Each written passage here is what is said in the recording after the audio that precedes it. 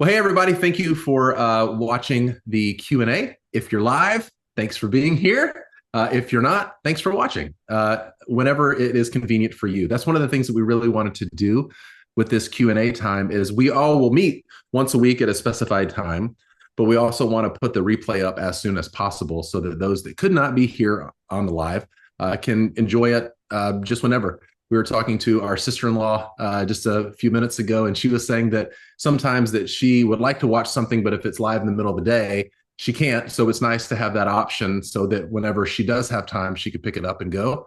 And so we definitely want to be that way and be convenient as possible for anybody to watch it whenever, because we want this Q&A to be a time where you can ask Teri and I a question and that we can try to provide as much feedback as possible with this caveat.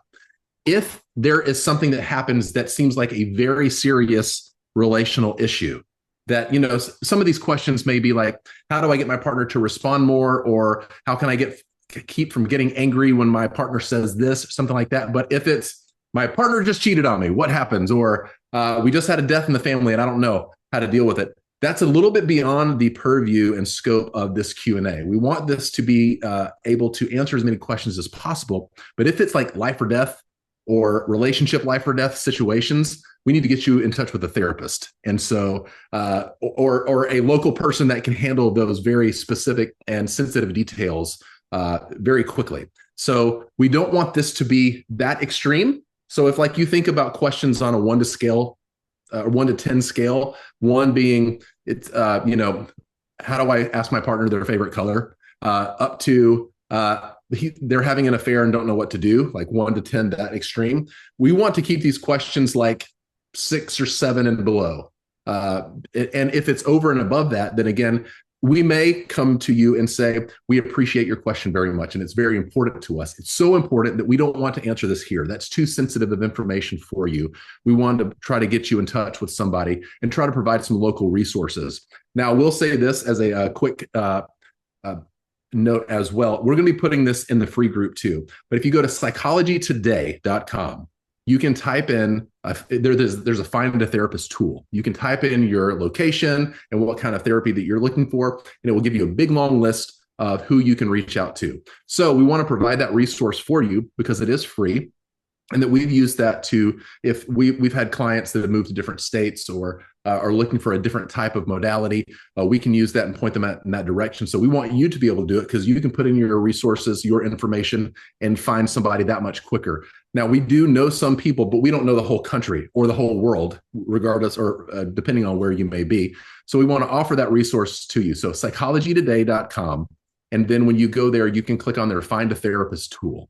So I will put a little post in the group so that we can always refer back to this. But for those of you watching this replay, we want to let that information be known to you as well. Second thing I want to do is to mention that tomorrow, this is going to be Tuesday, October 29th, 2024. Well, sometimes I get even shocked at how fast the years are flying by. Tomorrow, the Tuesday, the 29th of October, we're going to be launching our 3-day Come Together Challenge. And this is just a challenge for you and your partner to dive deeper into getting to know each other and to be able to ask some specific questions to figure out your relational patterns as far as when you get into arguments and things like that. We want to build over the course of those 3 days to give you some really quick wins to improve your relationship. So if that sounds like something that you want to do, it's going live tomorrow. We're so excited about it. We've worked hard on it. And this is a free resource for anybody in our free group here at school.com to participate in. If for whatever reason this is getting outside of our free group and you're watching this on Instagram or on Facebook or something like that, if you go to school.com/come-together/about, you can find out more about our free group. Again, this is a resource that we're creating for couples to partners in general to enrich their relationships and go deeper in those relationships. And with that being the third announcement that I wanted to bring up before Dr. Teri answers some questions today, which is we have this group right here, and this is a free group. And we want this to kind of be like the party. We want to post in there daily. We want to respond to other people's comments. We want to encourage positive relational patterns for all of us, including Teri and I. Teri posts a question of the day each day, or at least Monday through Friday. And it just to dive into a little bit more of your relationship and how you can enhance that over time. Questions to ask to know your partner even more. And Teri and I are following along and doing the same things as well, because we've been married now 24 years. We've been doing this couples therapy, relational therapy, marriage and family therapy for a long time now. Teri over a decade now, me for closing in on half a decade. Again, wow, time flies. We've now been cumulatively doing this for over 15 years. But we are still learning as we go and grow as well. And so if you look at your relationship and think that it is a positive thing to try to put good practices in line, that you can pay attention to your relationship and how you are relating to your partner, and vice versa, how your partner is relating to you. This is the group for you, because we want to do this in a fun and exciting way. And in like we want as much relational positivity potential out there that we can all grow and become deeper. And so as a result, we have this free group, but then we also have a paid group as well. And those, it's kind of a cohort base. We're going to do small groups. We're going through a particular structure of really diving deep. And we try to keep the group small so that we can really focus in on our trainings and our the time that we spend together to really dial in to those specific questions. So the free group is the party, but if you want to go deeper and really value going to a deep level with your partner and really going into an intensive style, that's going to be where that is handled there. So more details on that to come, because we're excited about that option for those that are serious enough and want to go into it. So with all that said, wanted to turn it over to Dr. Teri Murphy, my wife of 24 years, my best friend, and my business partner when it comes to come together to answer a few questions that have been posted ahead of time. And as she pops up too, I want to say we gathered some of these questions ahead of time, and we're going to do our best to keep everybody's name out of the question. So if you posted on socials and asked us a question, we will just say the question. We won't say who said it, because we want to value your privacy, and we want you to feel like that is a priority that we're taking seriously over here at Come Together, because you may ask a question that may be a little sensitive, and you don't want maybe your friends who are also in the group to know that you were the one that posted that. So we're going to try to keep your name out of it. Human errors could pop up and I could accidentally say the name, but 9 times out of 10, or hopefully 9.9 times out of 10, we'll just keep it private between that. So if you have more questions, you can ask in the Come Together group, absolutely. But also if you're following us along on the socials like Instagram or Facebook, you ask us a question, ask us in our like the DMs or the direct messaging, so that we can, again, once we say it here live, we're keeping your information private. Cool. All right. Dr. Murphy, love to hear from you today, and thanks for being here. I miss you. It feels weird to be in different. I miss you too. We're going to do this a couple times, I'm sure, in the time to come. Yeah, usually you're just right here. I know. But now you're over here. Over there. Where are we? Don't ask me which direction, because you know I don't know. All right. So thank you to everybody who submitted your questions, whether it was on Instagram or Facebook or here in the school community. Really appreciate you sending those in. We're going to work through as many as we can today. And I love what Chris is saying here. So, just a reminder from my perspective too, that this group is not therapy.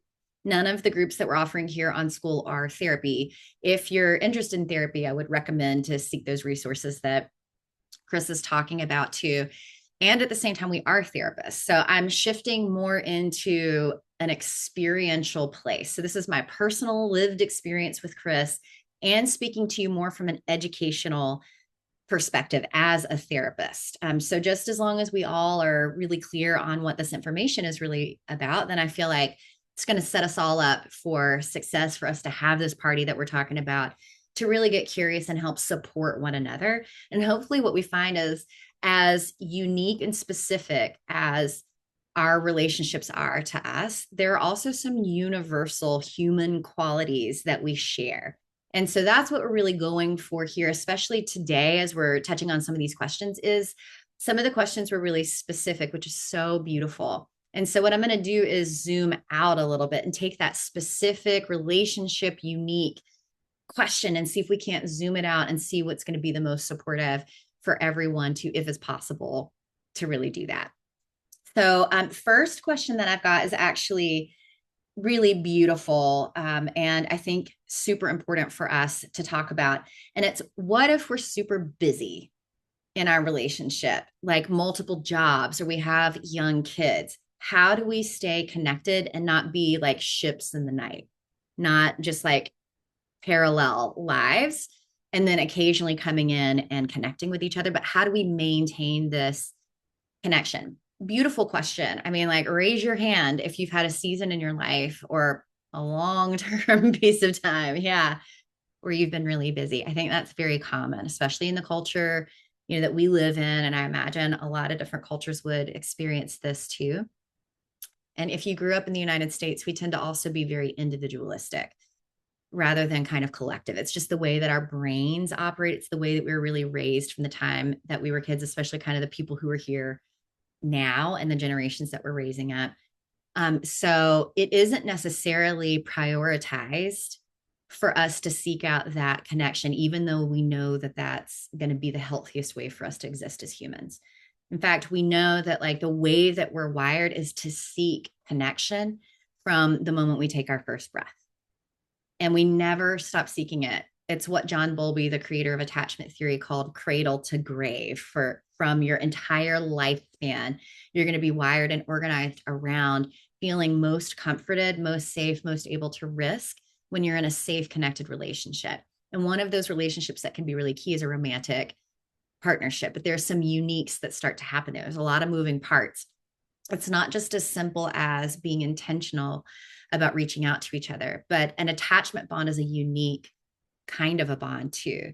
And Chris and I will talk about this a good bit, but the questions that we see from like John Bowlby about secure attachment, that Sue Johnson, the creator of emotionally focused therapy, added on, the three questions are like, are you there for me?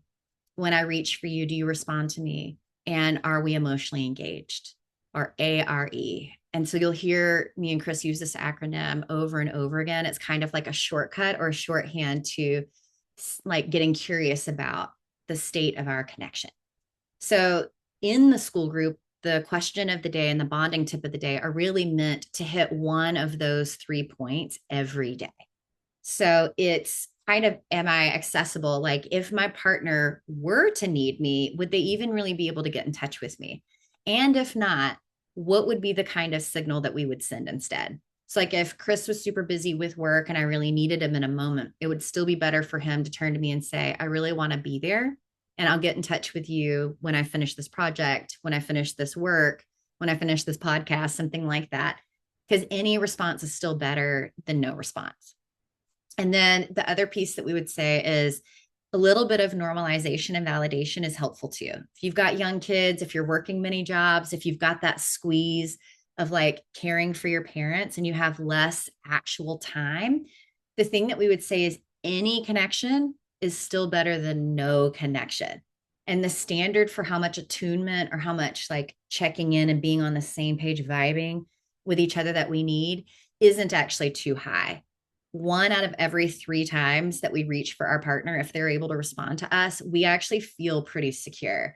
So I think sometimes too, like if we can just look at the standard and go, it doesn't have to be perfect. It doesn't need to be hours every day. We don't actually have to schedule weekly date nights if we're being intentional about things during this season, but really still prioritizing and saying, this matters. This is a priority for me. And just the same way as like working out or eating well or drinking enough water, tuning into our relationship and putting energy in it is the same kind of thing. It's maintenance if you want it to stay the same.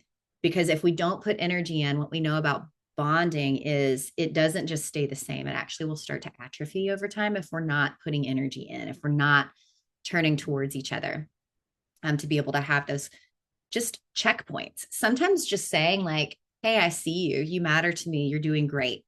Affirming, validating, or hey, I would love just to sit down and have coffee with you in the morning if you've got time, or a few minutes at the end of the day. And starting small, like little small moments kind of create that inertia too. And then you find the balance of what works really well for your particular relationship too.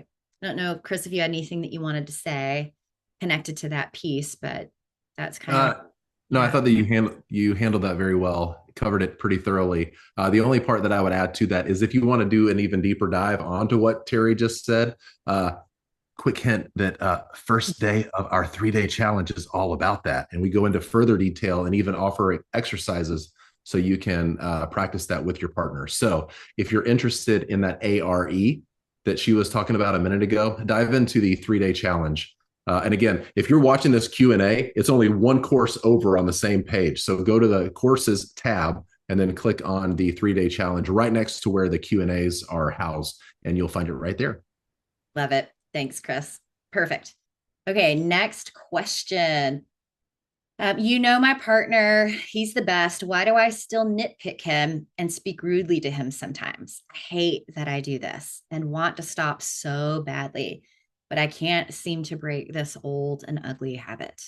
Oh my gosh, I feel this one like in my bones as a fellow nervous system that in the face of any kind of disconnection, the urge that I have is to engage, to pursue, is what we would call it, to like sometimes even get a little bit critical, even though I don't want to. It's it's really one of those things where like he's so important to me that it's almost intolerable that we're not tuned in or that we're not feeling as close or connected as I want us to feel in this moment. And then sometimes, unfortunately, what starts to happen for both of us is my frustration shifts at my partner rather than kind of at the disconnection itself. Because we as human beings, we need something to make meaning of. And a lot of times when we're frustrated, upset, hurt, sad, like those kind of painful experiences, it can come out as like blame or defense, something like that. So we're really just trying to get away from the pain of either disconnection or like disappointment in our partner's eyes.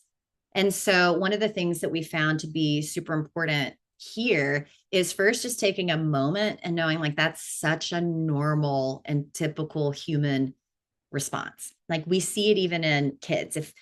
If y'all out there have kids, know a kid, have ever seen somebody interact, with a child before and they get frustrated that you're not paying attention to them when they reach for you, what do? Sometimes they'll dial everything up, dial up their sound, dial up their frustration, even let out some of that emotion in that way. And that's kind of what's supposed to happen. It's supposed to say, hey, this isn't okay. I don't like this. This doesn't feel very good. And I'm a bit panicked in this moment. But here's the thing that kind of sucks on the other end. I just want to validate the person who asked this question is initially it probably feels a little bit better to discharge some of that frustration. But on the other end of it, we tend to feel bad about ourselves. Like, I like my person. I don't want to treat them that way. I don't want to get into it like that.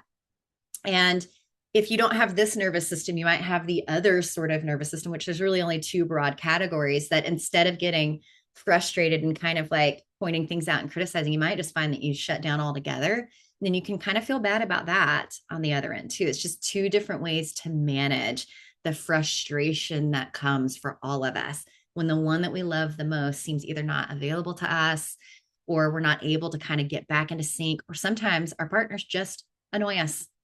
They just annoy us because we live near them. And when you live near people, it's going to happen because you're still two individuals, even if you are in a bond, together too. So I really appreciate the question. And the hint to how to break that is exactly in what you're doing is to first notice that it's happening. And then for me, it's like, how can I be soft with myself that it's okay that it's this frustrating? It's okay. This person matters so much to me. And then at the same time, what kind of signal am I going to send that is going to elicit the response that would be better for our relationship, that would be better for us? And if I'm not quite sure how to do that, maybe that's a place to enter in with some curiosity with myself, with my partner, and actually in this group would be a great place to open that conversation too. So I want to check in with you too, Chris, too, and see like if you have anything to kind of say to that, add to that, expand on that. Yeah, I was talking to someone recently, and it was kind of the opposite thing. They were being nitpicked by their partner, All right. and Yeah. they were wanting to know how to respond so it didn't like immediately start a fight. Yeah. Because when they heard something that sounded critical from their partner, they immediately wanted to go back and go, I think that you want that more than you actually like me. You just want to be right, or you want to say your opinion way more than I think that you actually like me or love me or want to be with me. And so that was what we were talking about. Like, okay, so what do you think would happen if you just said that back? Do you think that that would kind of spark the argument? And they're like, well, it usually does. What Yeah. should I do instead? And so we were talking a bit about being able to, what you're saying, Teri, recognize what's going on and then to express that. So if someone said something critical to this person, that they could say in response, they could kind of check in with themselves. Like, how does that make me feel? That kind of hurts. Okay. Or it makes me angry. And like, why does it make you angry? It's because it kind of hurt my feelings. Okay. So the deeper emotion there is that hurt, that pain. So do you think that you could express that when you hear that from your partner, it actually hurts instead of being critical and go, it's totally how you do it all the time, those sorts of things, which I've never done in my life. You Yeah. lie. So again, if we can take a little dive into ourselves and recognize what's going on for our what's going on inside of our bodies, and then try to express that back, then hopefully we can have a dialogue about it instead of immediately starting into a fight.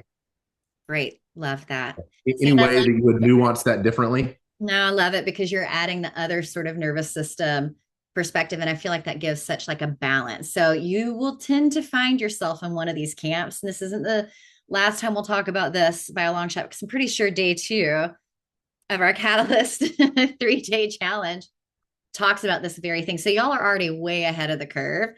And if you're wondering about the Catalyst, again, like I didn't even know we were going to talk about that necessarily as part of this.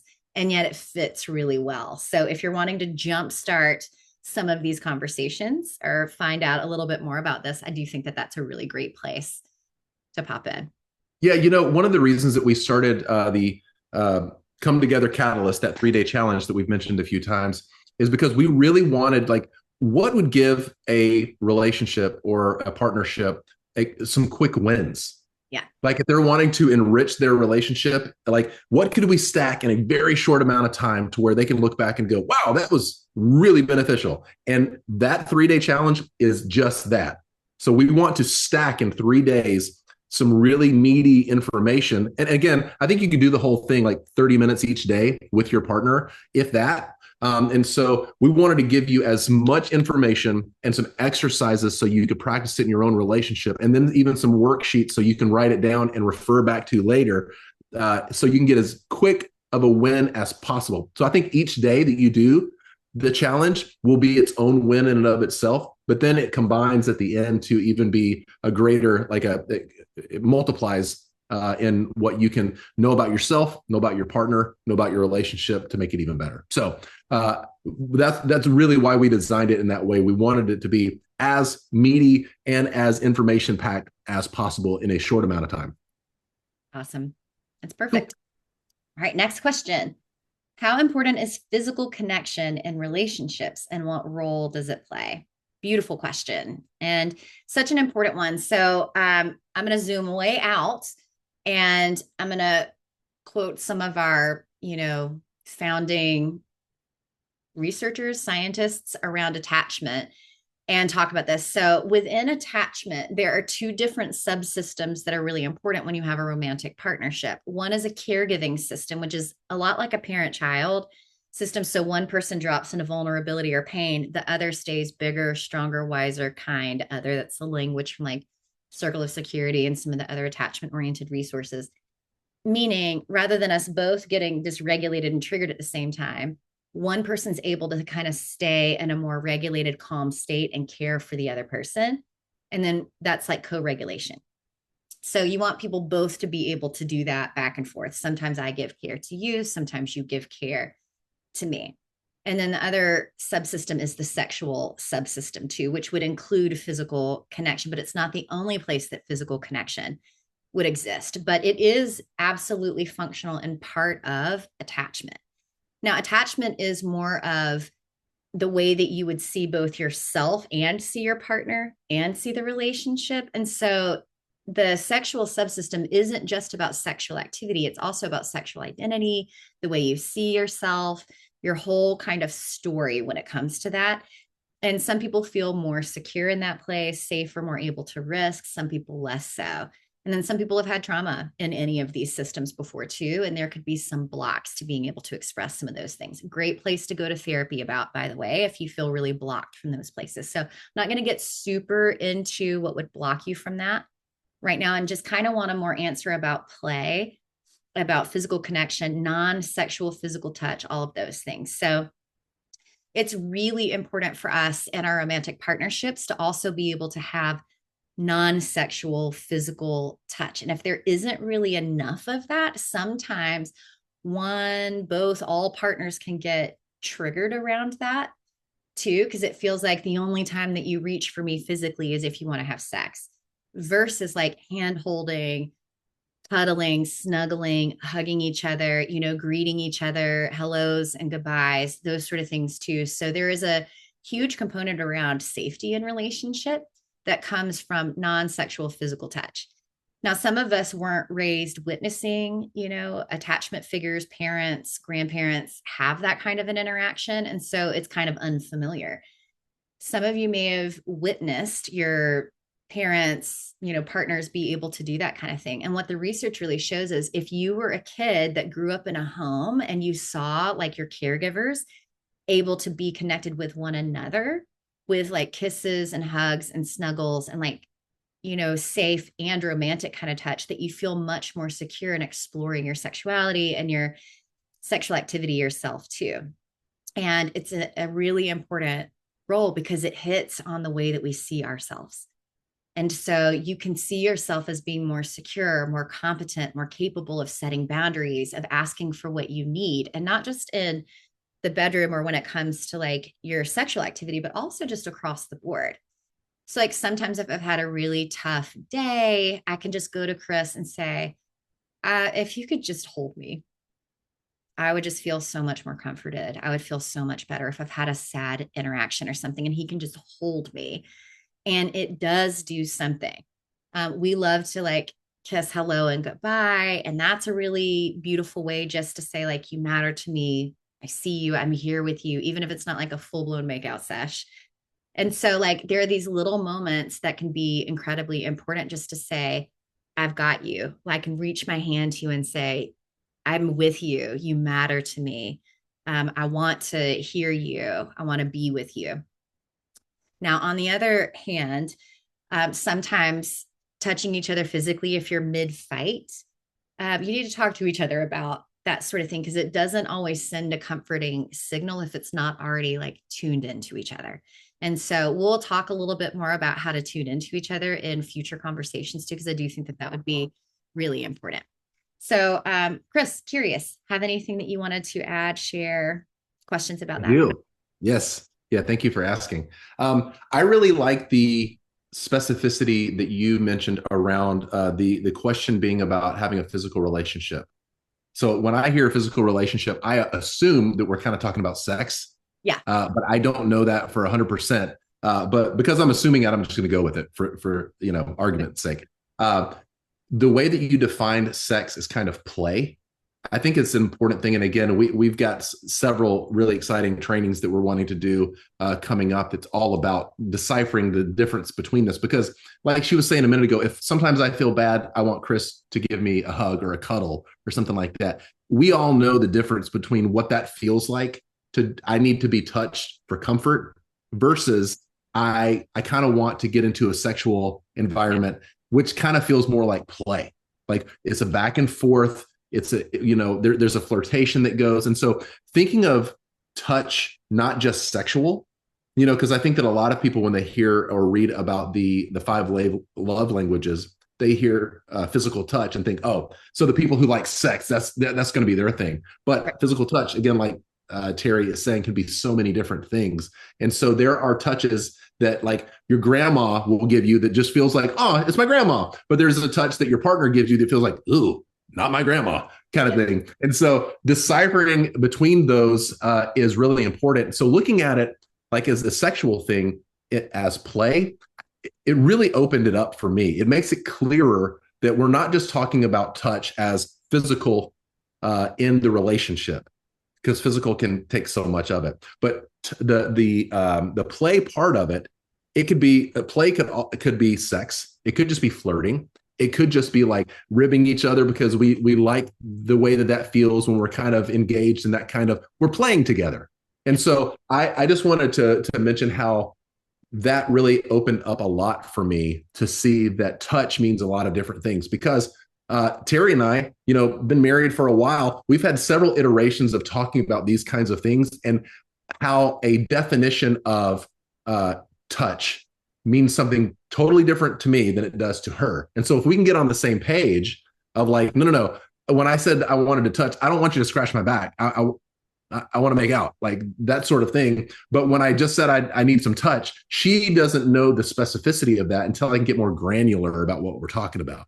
So I just think that that's an interesting way to look at it. And also, you were talking about too, being sexual is kind of and again, we want to go into much more detail in a lot of this with Come Together, but how there are different ways that we interact with people or ourselves. We can be together with ourselves. We can react socially with a lot of different people, or we can react sexually to people. But sexual doesn't always have to mean sex. It is like a one-to-one. We are connecting on a one-to-one level, right, at a sexual level, and more of like the scientific definition of what sex or sexuality, or I'm sorry, not sexuality, but sexually communicating with each other. Because it's more, again, in that scientific definition, more of a one-to-one connecting here, not just, for lack of a better word, intercourse. So right. Sexual doesn't always mean sex. It right. can be a one-to-one connection with somebody else on more of an intimate level that doesn't include that physical touch piece. So I know that was a lot, but those are some of the definitions that we really want to parse out and nuance here and Come Together, because we really think it's important, because communication is so important in our relationships. And when we can really say what we mean and our partners can hear it and reflect that back, then we're on the same page. But if I say, hey, babe, I want some touch tonight, and she goes, cool, I will get my fingers ready to give him a massage, and that's not what I meant, I may be a little disappointed when the evening comes and she's like, let's get going on that shoulder massage. It's like, well, that's great, but that's not really what I wanted tonight, sort of thing. So we want to bring down the level of miscommunication in relationships, primarily because from personal experience, we've had a lot of miscommunications that have led to misunderstandings. And if we can be two people in the world that are helping couples do that less, meaning misunderstand each other less, then we feel like that we're doing our duty here. So do you want to? No, that was perfect. Beautiful. I love that. I just was thinking, like, I feel like for 24 years, we like stumbled through the woods, and now we're like building a bridge so that people don't have to go the long way if they don't want to. Now, listen, the long way is great. There's a lot of things to learn on that journey, but one of the things that we want to do too is just to support you right here, right now, in this moment with your beautiful questions and everything too. Yeah. So next question. Perfect. So drowning in the grind of work and parenting a neurodivergent child, how can we consistently create meaningful time together, especially because we don't like the same hobbies? One of us is an introvert, the other is an extrovert. So this feels really similar to the, like, we're very busy kind of a question, but really specific. So already we've got like different personalities in the home, different emotional needs, different physical needs. My guess would be different energetic needs with everyone, and maybe some additional supports if we're talking about neurodivergence too. So there's a lot of different moving parts that are coming into the conversation here, which feels really real to me too. That feels just valid. I mean, how many of us just have like a plain, straight and simple, like easy, no worries, uncomplicated kind of thing? Not as many of us, I think, as have like lives that have a lot of stuff that are going on. And if not like physically in reality, maybe a lot of stuff that we're imagining and thinking about or even worrying about. So let's talk about this a little bit together too. So first off, really good news about the research. The research does not point to differences in introversion and extroversion as like an incompatibility. So you can be highly compatible relationally from an attachment perspective with one another, even if personality wise, you're really different. You have different Enneagram numbers or Myers-Briggs numbers or different strengths finders or different, introversion, extroversion.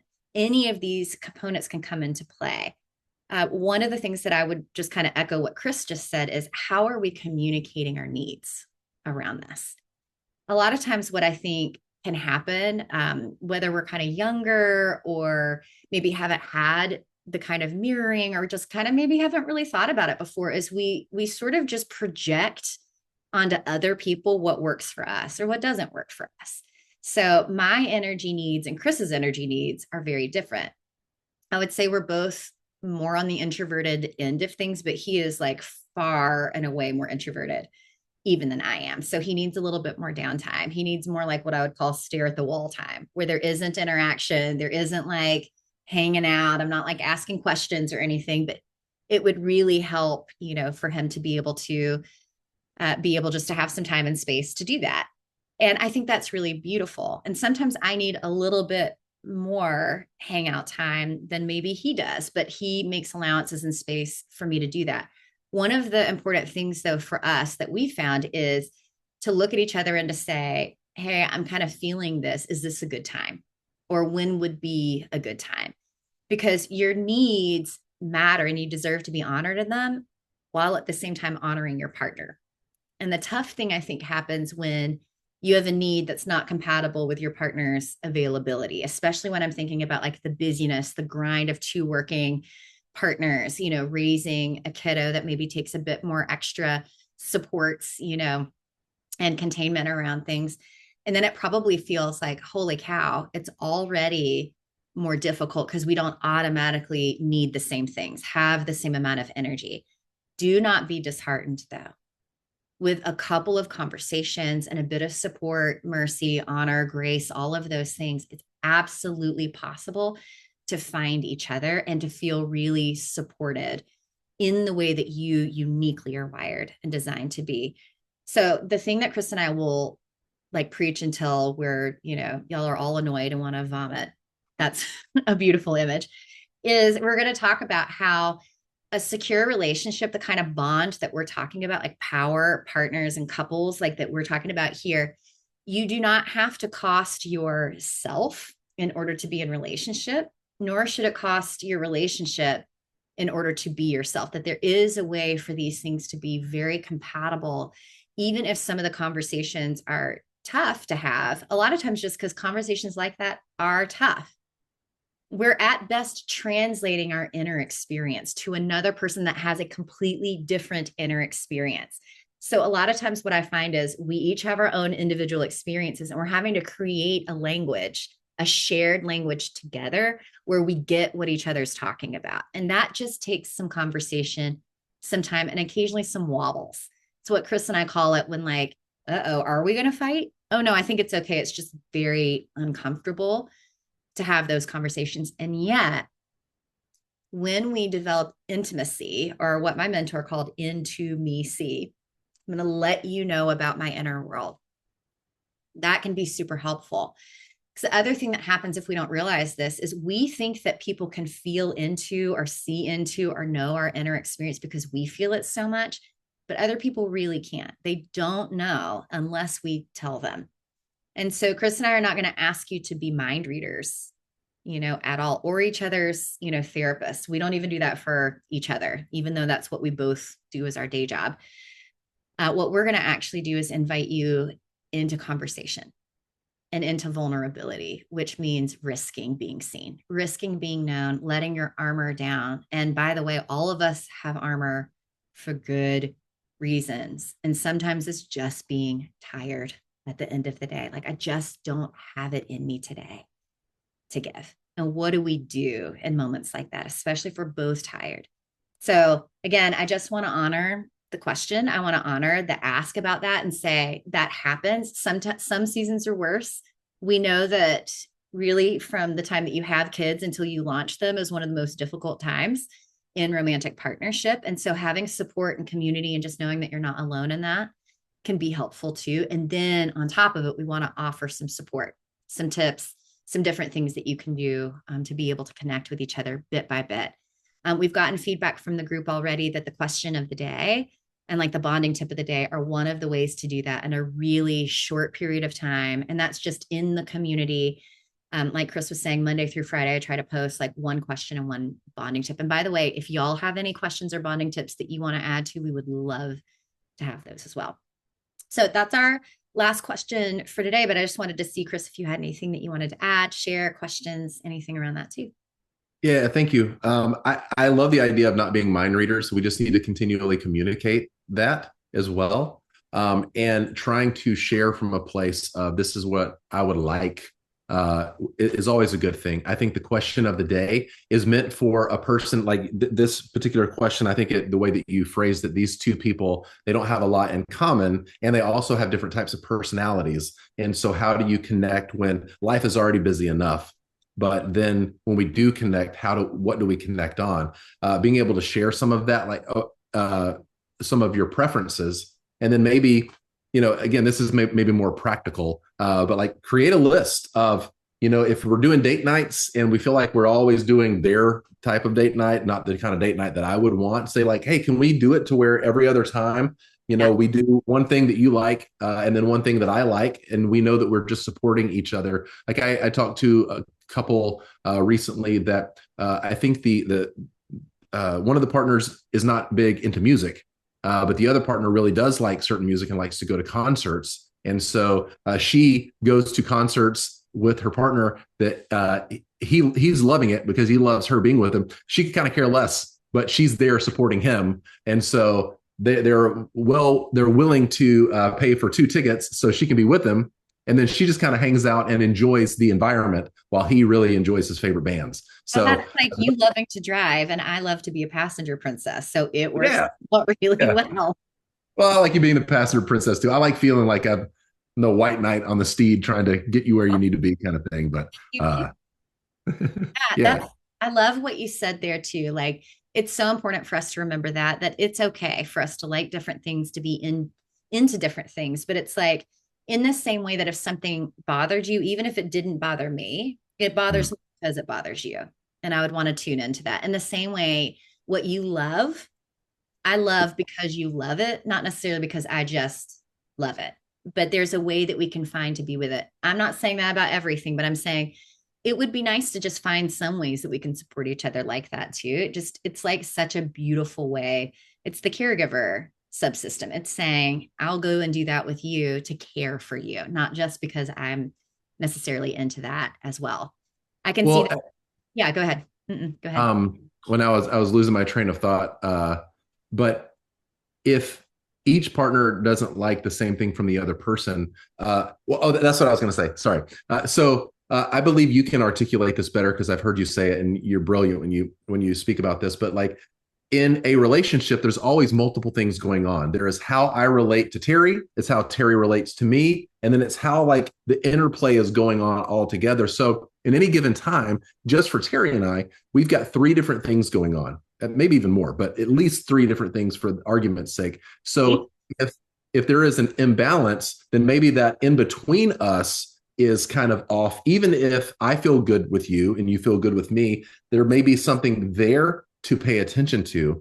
And so kind of keeping an awareness of what's going on in our relationships. It's not just the spoken things between Teri and I, or Teri to me, but it's that interplay kind of thing too. And so even if you don't have a lot in common, you still need to connect on those types of ways, which, kind of goes back to the first question that you shared today and talking about the ARE. It's like, even if life is busy, and even if we've got a lot of stuff, and even if we don't have a ton of stuff in common, or our personalities are different, we can still try to connect. It's like, okay, we know that life is busy, but we've got this marked out for our date night, or this time marked out just to be together at night or in the morning before the day gets started.